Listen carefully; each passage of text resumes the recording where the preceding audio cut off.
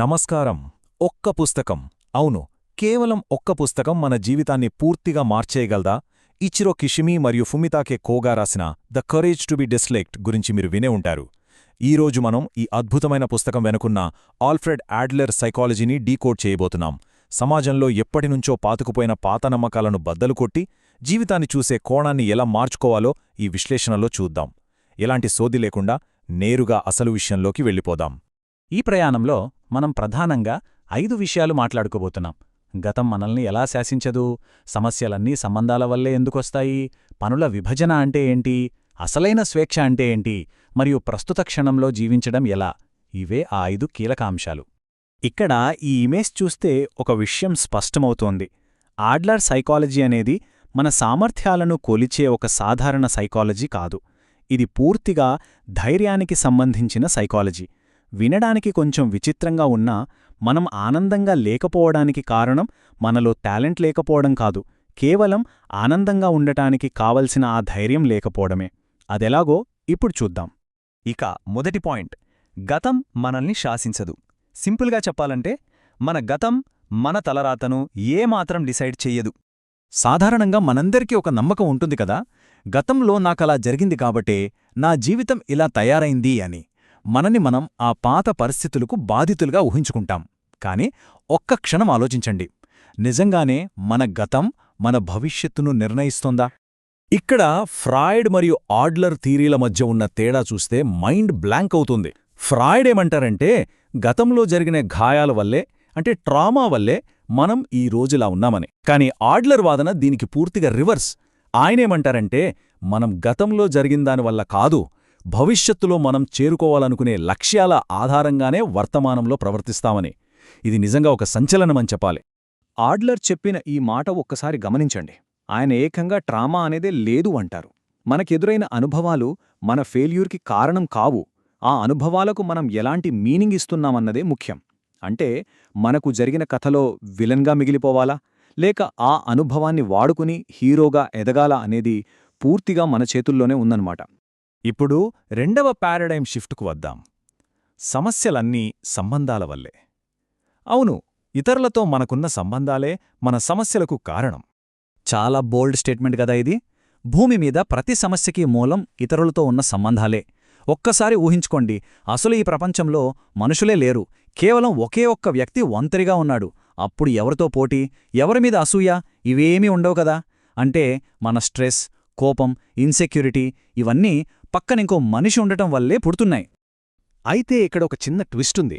ఒక ఆదర్శవంతమైన వ్యక్తిని చూసి వాళ్లతో పోల్చుకుని నేను ఇంకా ఎదగాలి అనుకోవడం తప్పు కాదు, అది మనల్ని ముందుకు తీసుకెళ్లే లాంచ్ ప్యాడ్. కానీ నా పరిస్థితి బాలేదు, అందుకే నేను వాళ్లలా ముందుకు వెళ్లలేను అని ఒక సాకుగా వాడుకోవడాన్ని యాడ్లర్ ఇన్ఫీరియారిటీ కాంప్లెక్స్ అంటారు. ఇది మనల్ని ఎదగనివ్వకుండా చేసే ఒక డేంజరస్ ఎక్స్క్యూజ్. ఇక్కడ చూస్తే మీకొక క్లారిటీ వస్తుంది. మనం ఎప్పుడూ జీవితాన్ని ఒక రేస్లా చూస్తూ ఇతరులను మనకంటే ఎక్కువ లేదా తక్కువ అని డిసైడ్ చేసే వర్టికల్ రిలేషన్స్ పెట్టుకుంటాం. దీనివల్ల పక్కనున్న ప్రతివాడూ మనకు శత్రువులా కనిపిస్తాడు. అదే అందరినీ సమానంగా చూసే హారిజాంటల్ రిలేషన్స్ పెట్టుకుంటే అప్పుడు ఎవరూ శత్రువుడు కారు, అంతా ఒక ఆరోగ్యకరమైన కమ్యూనిటీలా అనిపిస్తుంది. ఇక మూడవ అత్యంత ఆచరణాత్మకమైన అంశం పనుల విభజన. సింపుల్గా ఎవరి పని వాళ్లదే. మనం తరచుగా ఎదుర్కొనే అతిపెద్ద సమస్య ఇది. పక్కింటివాళ్లు ఏమనుకుంటారు, బంధువులు ఏమనుకుంటారు, ఈ భయంతోనే సగం జీవితం గడిచిపోతుంది. అసలు అందర్నీ మెప్పించాలనే ఈ గోల నుండి, ఇతరుల అంచనాల కోసం బ్రతకడం నుండి ఎలా బయటపడాలి? దీనికొకటే అద్భుతమైన సొల్యూషన్, ఈ 3 స్టెప్స్. ముందుగా ఒక పరిస్థితి ఎదురైనప్పుడు అసలు ఇది ఎవరి పని అని మనకు మనం తార్కికంగా ప్రశ్నించుకోవాలి. రెండవది, అది ఇతరుల పని అయితే అందులో అస్సలు వేలు పెట్టకూడదు. మూడవది, మన పనిలో పక్కవాళ్లను తలదూర్చనివ్వకూడదు. మానవ సంబంధాల్లో గీసుకోవాల్సిన పర్ఫెక్ట్ బౌండరీస్ ఇవే. దీన్నే ప్రాక్టికల్గా చూద్దాం. మన మనస్సులోని మాట నిజాయితీగా చెప్పడం అనేది మన పని. ఆ మాట విని ఎదుటివాళ్లు సంతోషిస్తారా, ఫీల్ అవుతారా అన్నది పూర్తిగా వాళ్ల పని. అలాగే మనల్ని వాళ్లు ఇష్టపడాలా వద్దా అనేది కూడా వాళ్ల ఇష్టమే, దాన్ని మనం కంట్రోల్ చెయ్యలేం. ఈ పనుల విభజన చేయడం ఎప్పుడైతే మొదలు పెడతామో అప్పుడు మన నెత్తిమీద ఉన్న ఓ పెద్ద బరువు దానంతట అదే దిగిపోతుంది. ఇప్పుడు 4వ పాయింట్ దగ్గరికి వచ్చాం. అసలు స్వేచ్ఛ అంటే ఏమిటి? ఒక్కసారి ఈ కొటేషన్ని గమనించండి. స్వేచ్ఛ అంటే ఇతరుల చేత ద్వేషించబడటం. వినగానే షాకవుతాం కదూ, కానిదక్షర సత్యం. అందరూ మనల్ని మెచ్చుకోవాలి అనుకోవడం కాదు. మన సొంత విలువల ప్రకారం మనం బ్రతుకుతున్నప్పుడు కొంతమందికి మనం నచ్చకపోవచ్చు. ఆ నచ్చకపోవడం అనేది మనం నిజంగా స్వేచ్ఛగా బ్రతకడానికి చెల్లించే అనివార్యమైన మూల్యం. అందరికీ అణుకువగా ఉంటూ అందరికీ నచ్చేలా బ్రతకడమంటే మనల్ని మనం ఒక జైల్లో బంధించుకున్నట్లే. అక్కడ ఎలాంటి స్వేచ్ఛ ఉండదు. కాని ఎవరిష్టపడినా పడకపోయినా నాకు అనవసరం, నేను నాకే నమ్మకంగా ఉంటాను అని అనుకున్న క్షణం అదే అసలైన స్వేచ్ఛ. కొందరు మనల్ని ద్వేషిస్తున్నారు అంటే మనం స్వేచ్ఛగా బ్రతుకుతున్నామనర్థం. ఇక చివరిది 5వ విభాగం, ప్రస్తుత క్షణంలో జీవించడం. గతం, భవిష్యత్తు కాదు, కేవలం ఇక్కడ, ఇప్పుడే. నిజమైన ఆనందమంటే పక్కవాణ్ణి తొక్కేసి పైకి రావడం కాదు.